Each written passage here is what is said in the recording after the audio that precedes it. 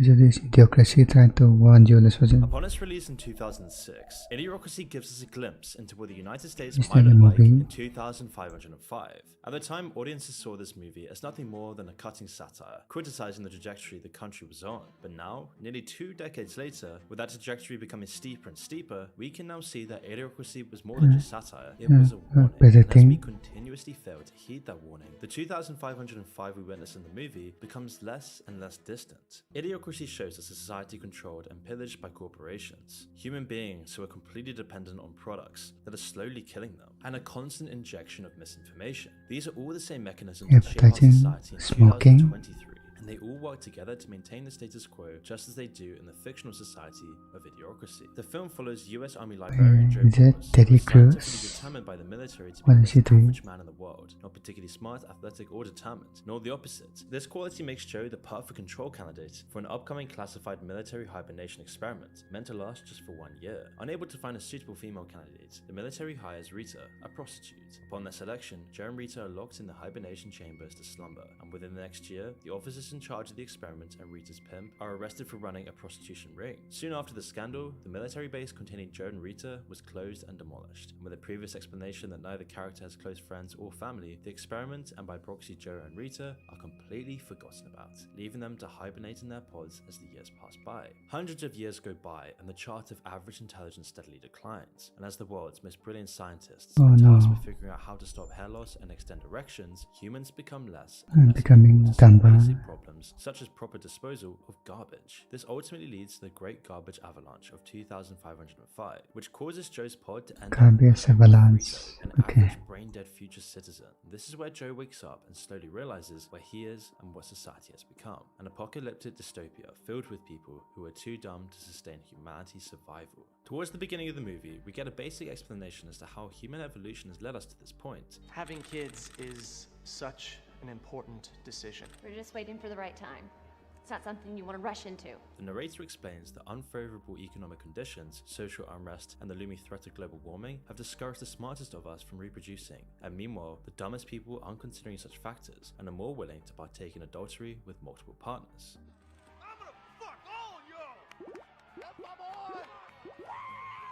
It's to go on the society. At an exponential rate. This dichotomy repeated for years, meaning intelligence is passed on to offspring less and less until it's completely phased out, which ultimately leads us to the society Idiocracy shows in its version of 2505. But what does this say about us? Critics of Idiocracy suggest that by using this logic, the film is advocating for eugenics or some sort of systematic planned breeding of society's smartest individuals. But this is really just a simple visual and comedic way of getting the audience on board with the premise. Eugenics for smart people. The rest of its runtime trying to tell us is that the problem is Seems like a good environment. idea, The but issue lies within our system, Yeah. a system that constantly rewards us for dumbing ourselves down and engaging in false desires. Just look at the first thing Joe sees when he wakes up in the future. He sees content, and not just any content. He sees content that appeals to the lowest common denominator, depicting a man getting repeatedly hit in the balls. No story, no lols, just all action and humor that everyone can easily understand. A constant dopamine rush by design. And this is a common theme throughout the movie. Actual We see a TikTok. network dedicated to masturbation, a sensationalist news conglomerate that favors entertainment over truth,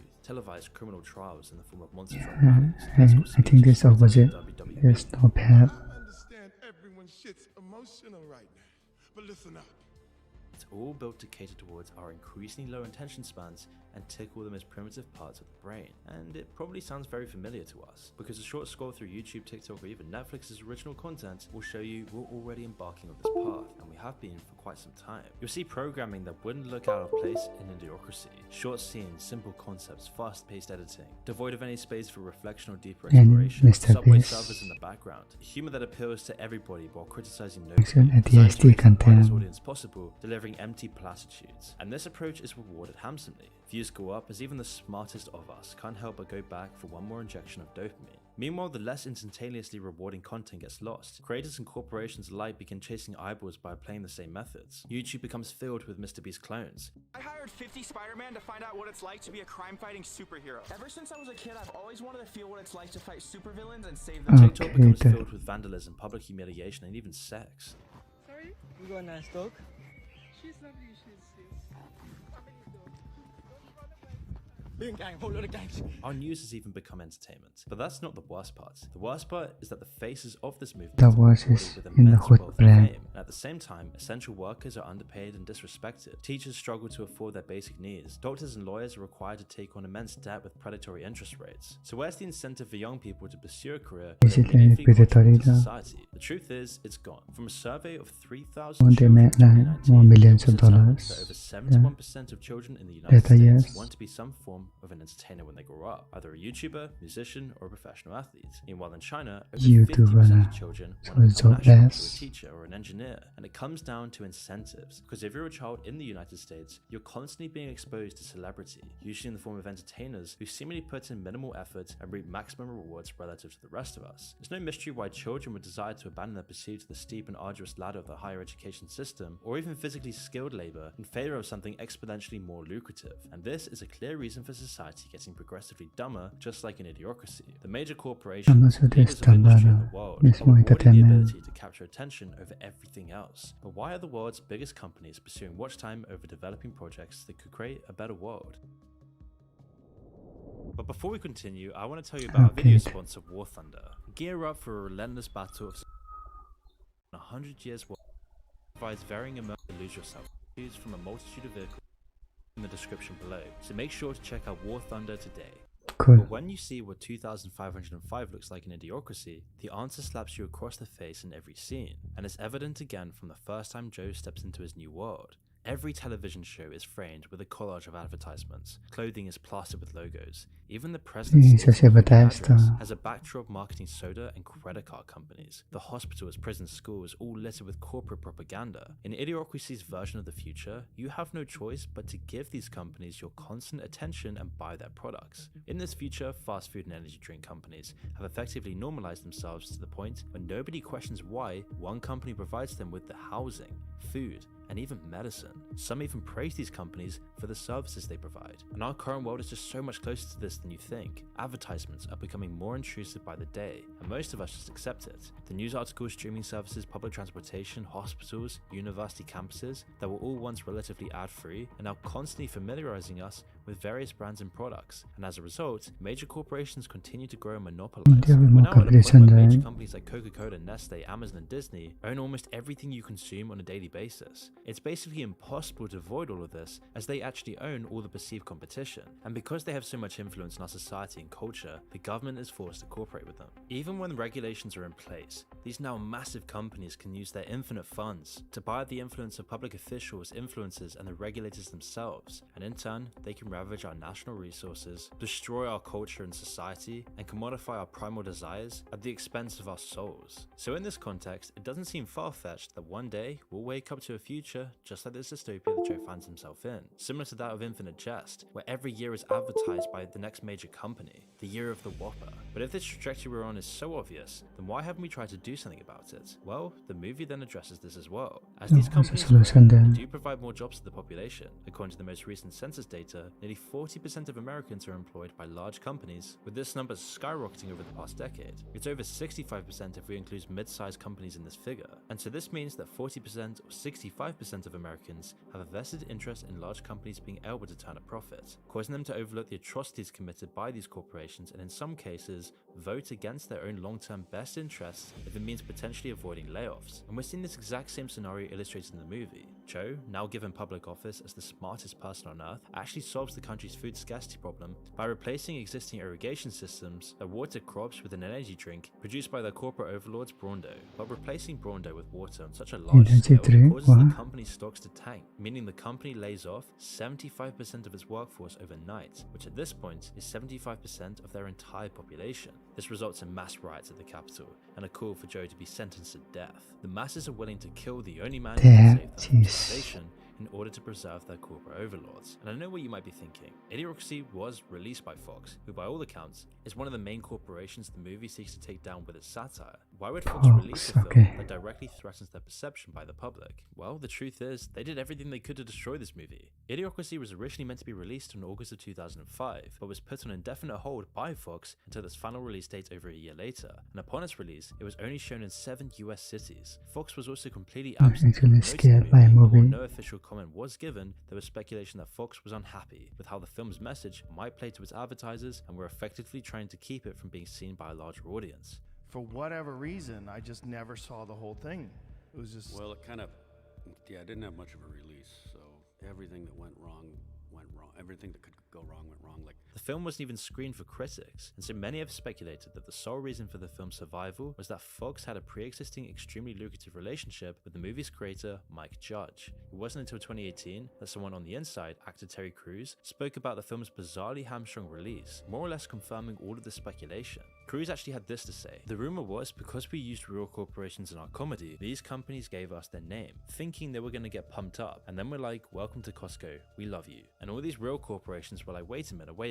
There were a lot of people trying to back out, but it was too late. And so Fox, who owned the movie, decided, we're going to release this in as few theaters as legally possible. Few So it theaters, did get a okay. release, probably 3 theaters over one weekend, So and this it was is sucked out into the vortex, banning making the only movie. $400,000 at the box office, making sure none of America saw this movie. So the fact that a film like Idiocracy is still alive today is something of a miracle. In a society where corporations who control our culture today, keeping us blind and compliant, somehow a movie that advertises I their guess it's endgame too much still of a gets cracked. risk. And if we take a closer look at what this endgame looks like in Idiocracy, there's still one more facet to complete corporate rule we have yet to explore, and it's physically unhealthy by design. You see, as Joe navigates the world, it becomes increasingly clear that the furniture is ergonomically designed to make you lazy, the infrastructure is designed to become unsanitary, and the only available food is designed to Really destroy your body. accounts. The future Idiocracy shows us is full of sedentary zombies, being drip-fed Carl Juniors and sex. But isn't this the antithesis of what these businesses want? Don't they want us to live longer so we can spend more of our hard-earned money on their products?